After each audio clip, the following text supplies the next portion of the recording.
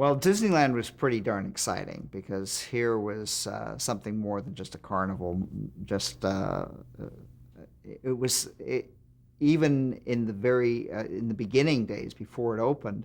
Again, Saturdays, I would go down there with my father, and he was working on two attractions in the park at the time. One was 20,000 Leagues Under the Sea exhibit. The other one was Satellite View of America.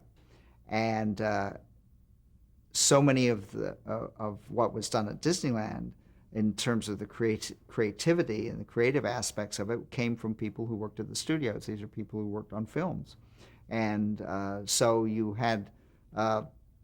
they had dual jobs. They would have to do stuff at Disneyland and then, do work on films as well.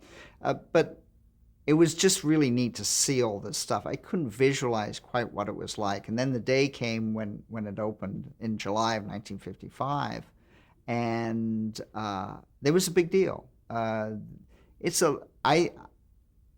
think there's a little bit of a myth that the opening day was a disaster, that nothing worked, that it was so hot that the asphalt was melting.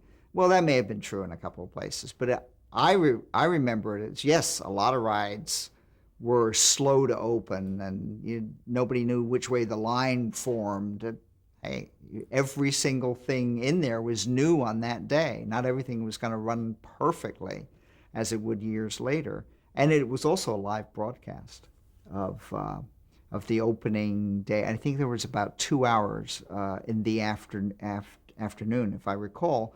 And the reason I recall is that it was very crowded, it was very hot, and about 3 o'clock, my father said to me and to my mother, he said, "Well, let's go home and watch this on TV."